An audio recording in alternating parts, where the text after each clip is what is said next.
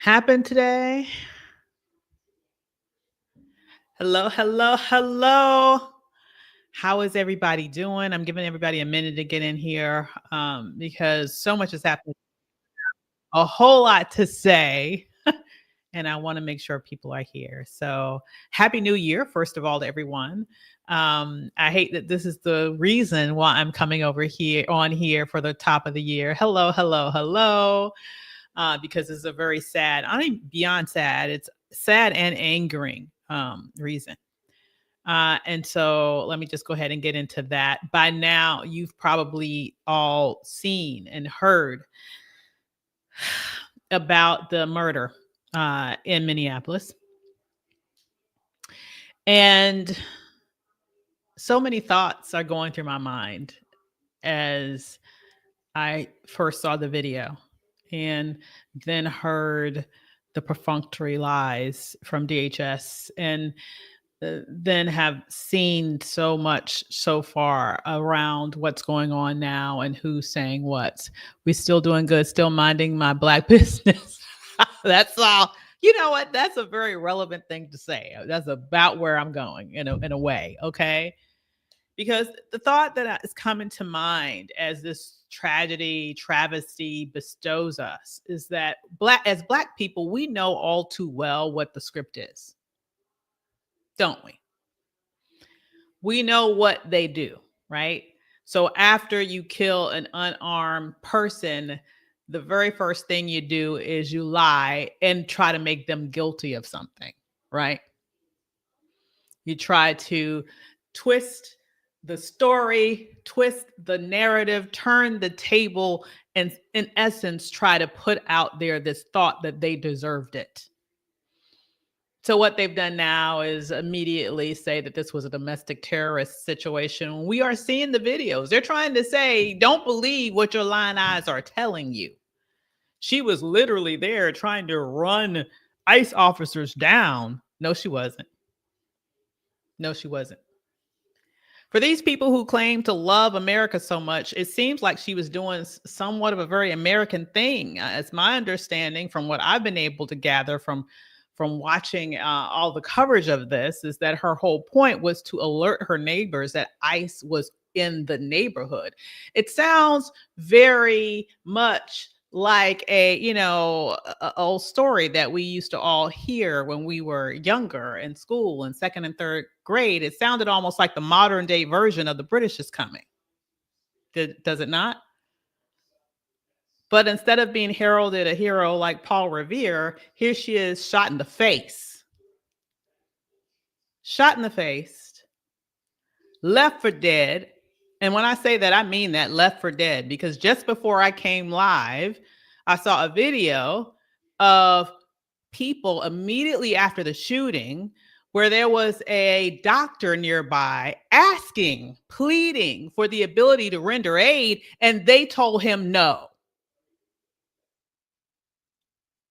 They told him no. EMS is on the way.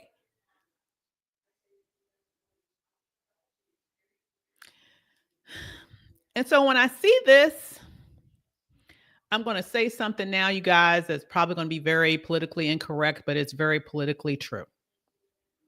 Y'all know me. What up, Dr. Jason? How you doing, my man? If you're like me, you're a love of history. This is making me feel very much like we are living through. You saw it too?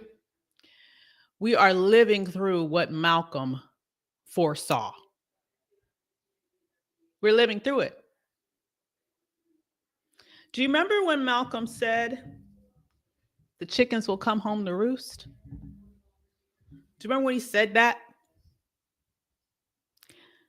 When he said that, it got him in a lot of trouble, didn't it?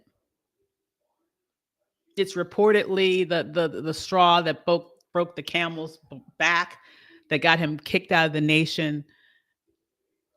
It increased the amount of heat on him, ultimately, as you know, leading to his murder.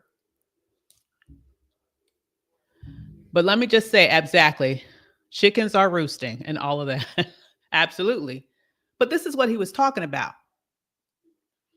Because what we are seeing right now in real time is the terrorism that have been wreaked on the African American community since our inception in this country, now being leaked out to be wreaked on everybody else, and even white women are not exempt. That's what we're witnessing right now.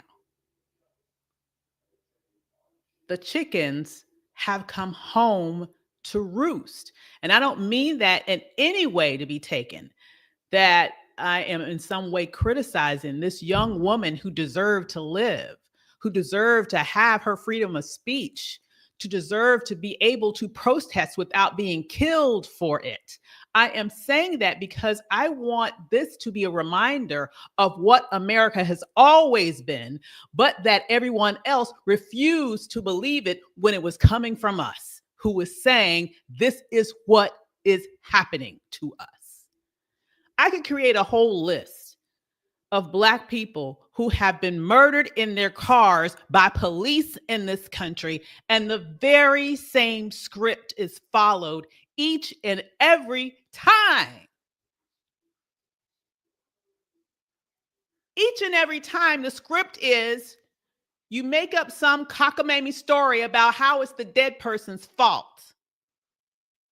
Next thing they'll do, if they continue to carry on the script, is they'll dig up into her history and they'll find anything bad and any disparaging thing that she may have ever done in the past or that they can pin on her in some way, and they'll throw that all over the news.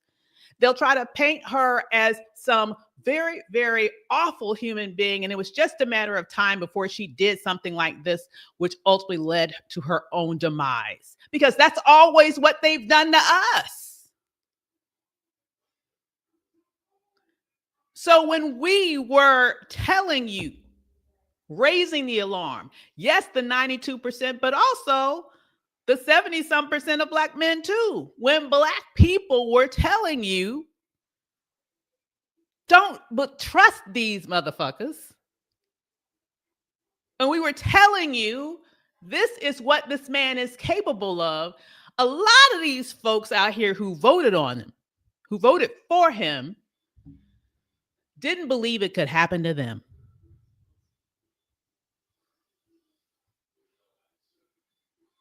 Number one, they didn't believe us when it happened to us. Number two, but even if it was true, they did not believe that it could happen to them. As long as it happened to us, it was okay. Because as long as it was happening to us, there was always some way in which they could finagle some sort of ridiculous racist logic to make it sound like it's our fault. And now we're seeing that it's no longer us. In fact, because so many of us are at home minding their own Black business, it's disproportionately not us, because we know what happens in these situations. And therefore, we're not putting ourselves in the center of it. We're not putting our bodies on the line for the destruction that you have voted for. I am so pissed. Still, it's as if the election was yesterday. I am so fucking pissed at each and every one of these cowards that voted for this megalomaniac. I'm pissed. Because not only has he produced all sorts of horrific actions that have literally torn this, so many things, ripped away civil rights protections that it took my people centuries to fight and die for, with many of our leaders not having the balls to say a peep about it, mind you. Not only are they continuing to move forward and to try to do everything that they can do to continue to rip away at women's rights, not only are they going after immigrants that thought that they might find a way to be able to make proximity to whiteness be their shield, they got a wake-up call. Someone's saying here, and I'm still seeing non-Black folks in the comments of some of these posts saying that VP Harris still would have been, because, well, they're dumbasses. Their time is coming. If there's one thing that this administration has shown us, it's that nobody's safe. He's fucked around these white farmers. They're getting a little bit of something from him right now, but he's not going to be able to recreate supply lines. Once China has said, we're no longer buying your shit, guess what? China's no longer buying your shit. Congratulations, you fucked yourself. And now here we are with this situation. This woman, as I mentioned, I would argue she was a modern day version of Paul Revere, trying to warn her neighbors of impending peril. And what does she get for it? She ends up being shot in the face and then lied on by Miss I Like Killing My Animals, telling the world that she was some sort of domestic terrorist. The only person that I saw that really had the right energy and direct reaction to this was the mayor of the town. Was it Minneapolis that it happened in? I saw the mayor. And he was just like, get the fuck out of my city. That's the kind of energy that we need, period. From every last Democrat or independent or anyone who is opposed to these just treasonous, hateful, fascist, evil individuals. And I have to say, as I'm thinking about all of this, I'm going to have to get all this out me tonight, you guys, because I got so much pent up in me. I'm still pissed. I'm not only pissed at the people who voted for him. I'm pissed at the people who didn't vote, all 90 million of y'all, who felt like you had the luxury to just sit it out because you couldn't find any quote unquote perfect options. As if for those idiots who keep trying to say, oh, well, there's no difference between the two. Are you insane? Are you insane? Are you stupid? Are you slow? Are you crazy? So you are going to sit here and first of all, just not have the balls to say the truth that you didn't want to vote for a black woman. But instead, you're going to sit there and say, well, I could choose between the two because, you know, the one, they're just like the lesser of two evils. And bullshit. You're an idiot. You're stupid. Or you just are, don't want to vote for a black woman. And now here we are. But that's not all that I'm mad at. I'm going to go back even before that. Because if Trump would not have won the first time, we wouldn't even be in this fucking place. So let's go back even further. I still to this day cannot watch, and I'm just going to go ahead and say it. I to this day cannot watch Eddie Claude on television without my blood pressure shooting up. Because he was one of those folks. When Trump was running against Hillary, that was running around, I'm telling you, running around with the foolishness. Oh, we should just withhold our vote. Oh, we need to skip over the presidential option. We need to teach the Democratic Party a lesson. How did that work out? And now every time I see him on TV whining and crying and talking about how evil Trump is, I just want to smack the taste out of his mouth. Bruh, you're supposed to be a professor of African-American history. Notice, not a political expert, but a professor of African-American history. And you couldn't understand what the fuck was going on? You didn't realize what this fool was capable of? If you have any sort of understanding of our history, you should have understand that shit. Really easy. The rest of us could peep that out pretty easily. Exactly, Erica's like the audacity. He has the audacity to be on MS Now spewing foolish. Absolutely. Every time I hear him talk, I just think about that. And I think about it because I'm one of the people, honestly, to tell you the truth, when he was on TV One, when that shit was happening, and I had the opportunity to ask him personally. And I said, Eddie, or Professor Claude, I tried to be very at least respectful in that moment. It's like, is this the best time to do a protest like this? So much is on the line. And given who this person is this the best time to do this? He thought it was. I guess we see who's right. Then let's go on over. I'm not even going to stop there. Mark Lamont Hill. You know, Mark is really very issue with Mark. He's a very, very shifty character in the fact that he does a really good job of cleaning his shit up after an election in a way to apparently make people forget what the hell he just did. Because I'm tired of seeing him now. He's like reformed his image to go. I don't guess he never actually, nobody ever asked anything of him. It's like he never has to reform his image. People just kind of take him right back. How many elections, Mark, are you going to go out here telling people to vote for a Russian asset who conveniently disappears the day after the election? Where the hell is she now? Where is she? Y'all seen her? Do we need an APB? Where is she? But now Mark's on every place you can find him talking about how horrible this regime is, how horrible Trump is, how horrible that is. Oh, he goes on and on about all the stuff. But it is consistent with it's kind of as if he's a fucking asset. Maybe he is. Because how many times is he going to keep doing the same thing? That's right, Jill Stein. Where is Jill Stein? Where is Jill Stein? Anybody that voted for her? Y'all want to answer that question for me? Where the fuck is she? She got a whole lot of smoke to bring when we have a presidential election. She probably someplace in Russia chilling.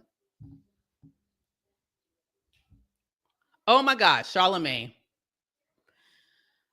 He eventually came around, but he works my last damn nerve. Oh my God, I can't stand. I mean, here's the thing with Charlemagne, though. And I do not mean this to sound arrogant, but here's the thing. I really don't think he has the intellectual capacity to know better. Honestly, it's a shame that he has that big of a microphone, given what I believe are his limitations there, right? But Mark knows better. Eddie Cloud knows better. At least they should. They should. They're supposed to be learned. They have all the fucking degrees, although neither one of them have degrees in politics.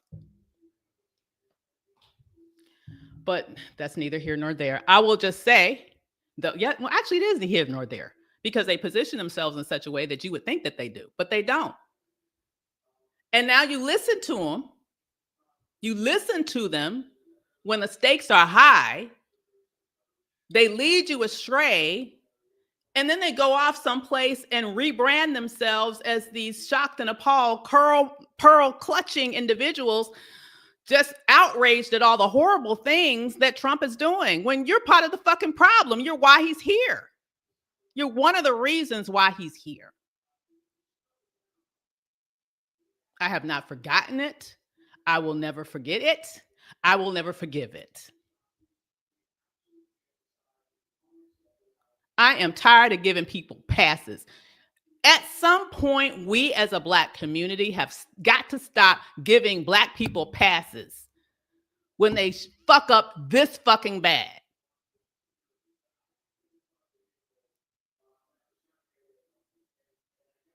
It is disgusting.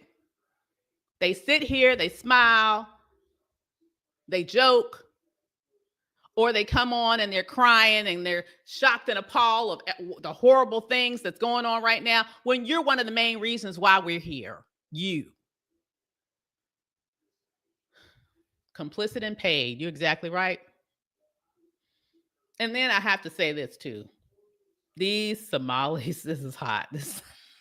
I'm not going to laugh, because I know this is not all of them. However, this is why it's important that Black people who come here from other countries, you have got to have enough sense not to trust what white people are telling you about Black people. Please don't be that darn gullible.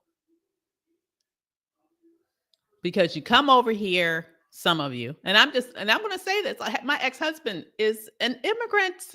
Okay. At least yeah, yes, yes. Came over as a child with his parents, Guyanese.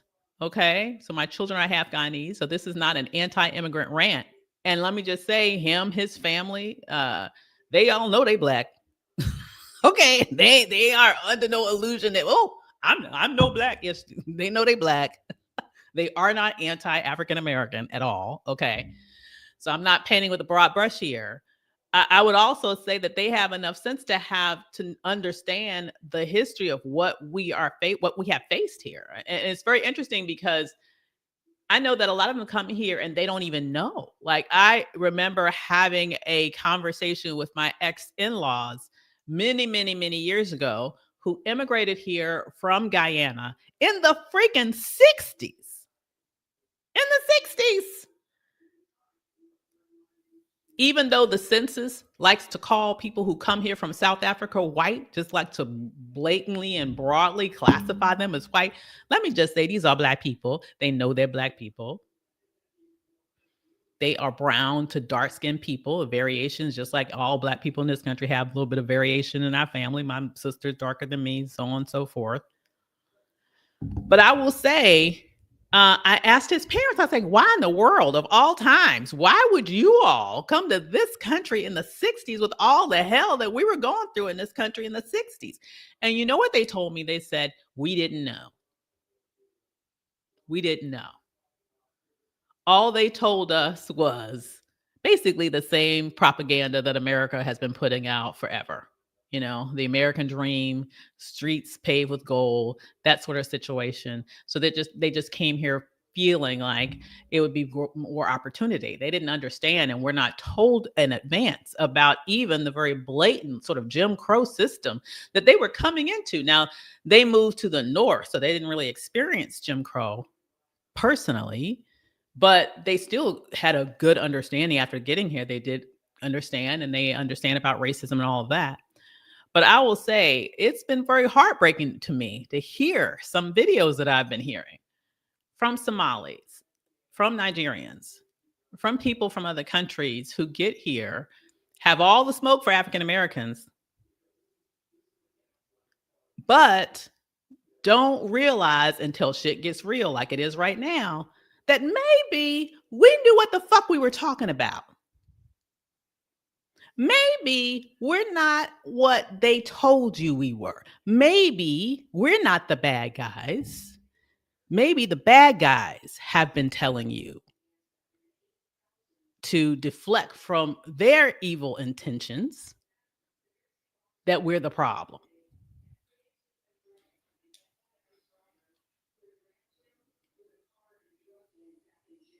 And here we are, chickens coming home to roost in so many different ways, such that now when they're coming after you, all of a sudden that thing that you wanted to say that you weren't, now you're coming over to say, can you please help me? Can you please save me? Can now I be part of you? Here is the sad part. This is exactly what this regime wants. It wants the division that it's sowing. It wants the hatred that it's spewing. It's playing out exactly how they want it to play out. And now look at what's going on. The next thing you know, we're going to turn around. This fool going to have us in a world war. He just going freaking buck wild. Just going buck wild. So when I say what's happening next, Minnesota, Malcolm, what's happening next?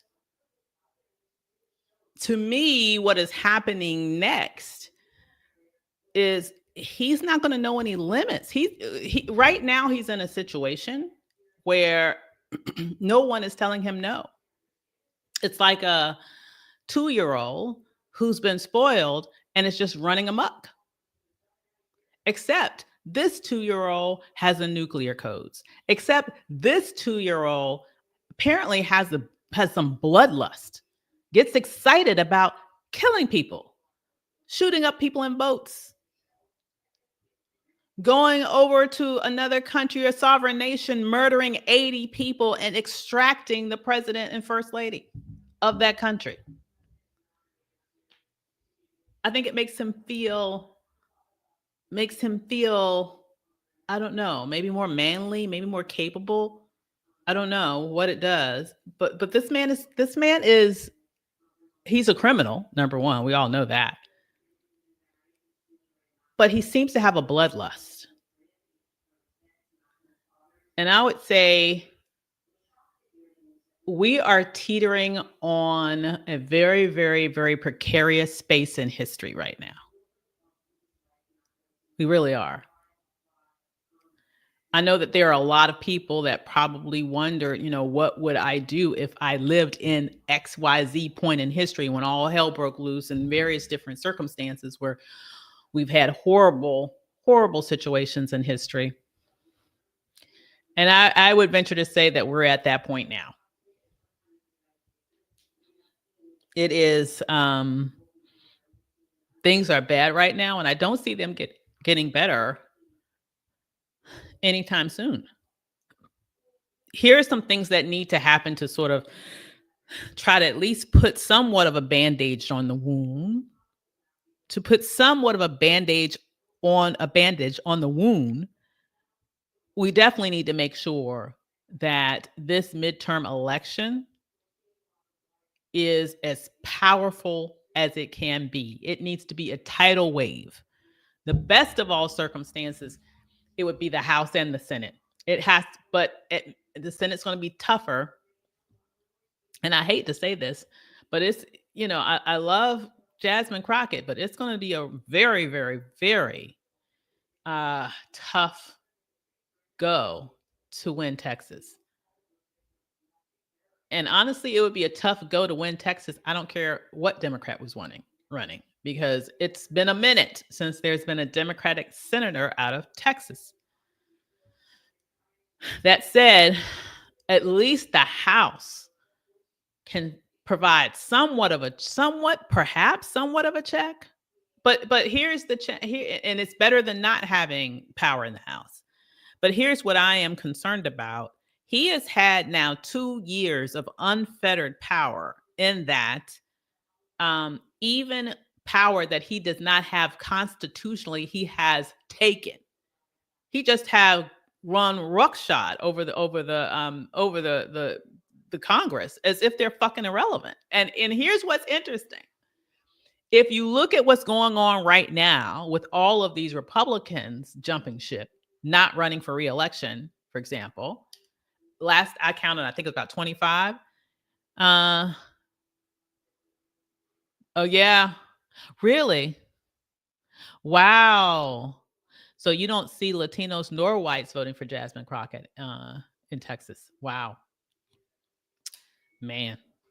I'm not surprised about whites, but I was hoping that given everything that's happening with the Latinas, they would maybe get over what happened last time with voting for a Black woman. But if you want to make the same mistake twice, oh well, go right ahead.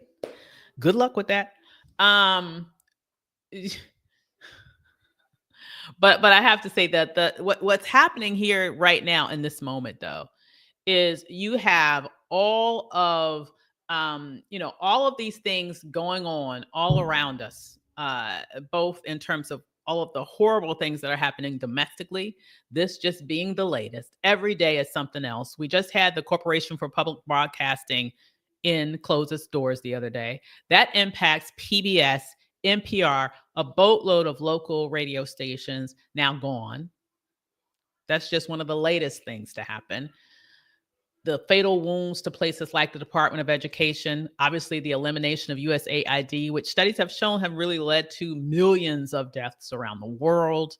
I mean, I could the federal loss of federal workers. I live in Maryland. This was the state that was hardest hit as a result of the loss of federal workers, of jobs, right? We know the calculations are around 600,000 of Black women who lost their jobs. And that's largely because we are disproportionately represented in the federal government. I mean, there are so many things, so many horrible things that have happened since he's been president. But in terms of coming back and putting a bit of a band-aid on it, as I mentioned, we need to have some bit of control over there. If we could at least get the House, that would be the minimum. Okay. Like get it going away. And what I mean is we need to get to a point where the Republicans need to be out of power at least for a generation, given all the shit that they've done this year and are going to do before they finish. There needs to be so much, such a huge tidal wave of action against them. They need not be elected to the realms of power at least for another 20 years after this evil, evil institution. So that needs to happen. And then we have to start thinking about, and then honestly, we need to have Democrats who are willing to, Democrats or not Republicans, don't take them, but Democrats or independents that are really willing to stand up and fight in this moment. I'm really tired it's a couple of phrases that I never want to hear anymore in my life. A couple of phrases I never want to hear. Number one, I never want to hear again, is this what they voted for? Fuck yes, this is what they voted for. They just didn't expect it to happen to them. Okay. So that answers that question. Another phrase I never want to hear. This is not America. Fuck yeah, this is America. We're almost at the anniversary of the cold-blooded murder oh my God, I'm blanking. Head of the Black Panther Party in Chicago. Help me out, somebody in the chat. Hampton, Huey. Golly, I'm blanking, y'all. Help me.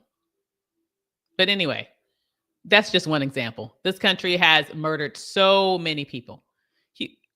Yes, Fred Hampton. Thank you. So we're almost at the anniversary of his death, right?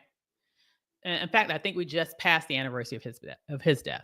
So there have been and he's just one of many of our leaders that this nation has murdered. I would say that the only thing that Trump has done that I am not at all, probably one of the, maybe I could, if I looked hard, I could find something else. But the only thing I know that, but I was specifically, they killed Huey too, but we're near the anniversary of Fred Hampton's death. So they have gotten rid of, or they've closed the J. Edgar Hoover FBI building, which I'm like, okay, I'm in favor of that because we don't need to have anything that immortalizes that name ever again. But what we need to start thinking about, you guys, is we need to have candidates that are willing to fight. I'm tired of hearing Democrats with, oh, but my colleagues on the right. These people are not colleagues. They're fucking accomplices. You need to recognize. It's like they don't even recognize who they're up against and what they're up against. They don't get the fact that these are not normal times. And so I'm excited to see a lot of the new candidates that are out there that are going to be bold, that are going to take it right to them. Right? I'm liking that Mamdani energy. We need more candidates like that because that is what it's going to take to overcome this mess. That's exactly what it's going to take. And it's going to take some bold thinking and actions. If there's one thing that I'm hoping that those on the left can take notes from and replicate once the realms of power are now turned back over, it's the degree to which you need to think big, bold, and move fast. Because at the glacial speed that policy typically works in America, it will take centuries to even come close to undoing a significant portion of the damages that was done just in his first fucking year. And he has 3 more. So there has to be a greater sense of urgency. There has to be expansion of the Supreme Court. There has to be more righteous indignation, more anger, more boldness. First of all, we need an opposition party, period. And it doesn't look like we have one. You can't have one party trying to govern while one party is just being a straight up criminal. Sometimes you need to fight fire with fire, and we need to see more fire. So I'm hoping that as we sort of move forward, that there's going to be more energy here around fighting back and fighting back harder. So with that said, I just wanted to come over here and just share that with you all tonight. I just had to get that out of me. There is so much that's been happening, and I'm definitely going to be here more often, you all. I have so much more to share, but just know this. We have a long road ahead of us. The damage that's been done just in the first year of this administration will take and could take generations to undo. But that's if we let it. I think in the most significant way, the left needs to start to think differently. We need to think broader, bolder, with a greater sense of urgency. We need to prioritize not just rebuilding but what was, but reimagining what could be, and be willing to do what's necessary to make it be. That needs to be the imperative moving forward. Yes, we need to resist in this moment, but we also need to think, what will we do when we take the realms of power to create what should have always been? And I'll say one last thing. I know I will give my vote to the person that promises to go around and completely spend, I don't care how much money it takes, erase every indicator that this ass ever existed. I want his name erased from everything. I want everything that he's done undone. I want every bit of evidence that he ever existed to be erased from the annals of history. If you promise to do that when you get in office, the next presidential candidates that I have to choose from, that is a huge step in the right direction of getting my vote. I don't want anybody in the future to know his freaking irrelevant ass name. That's what I want. So with that said, you guys, I'm going to let you go. Get back. Enjoy your evening with your families. Black people, as far as I'm concerned, I think we're doing the right thing. I know we're doing the right thing. We tried to tell them. We tried to warn them. Right now, you need to take care of you and your family. And maybe next time they'll listen. All right, you guys? Deaf ears give trouble. English translation, deaf ears give liars trouble. Yes, deaf ears give liars trouble. You got that right. All right, you guys, you are most welcome. I hope y'all have a wonderful evening. Do enjoy this beautiful new year. If anybody else here excited about 2026, it is my hope. Well, I feel like it can't be worse than 2025. And in fact, I'm going to do everything that I can, everything in my power to make sure that it's better, not only for me, but for all of you. Okay. It's time to really work together, come back out of the corner and come out swinging. All right, you guys. With that said, I hope y'all have a wonderful, wonderful evening. Good seeing y'all. Bye, Erica. Okay. See you guys. I hope y'all have a wonderful evening. Check you out later. Bye, everybody. Take care.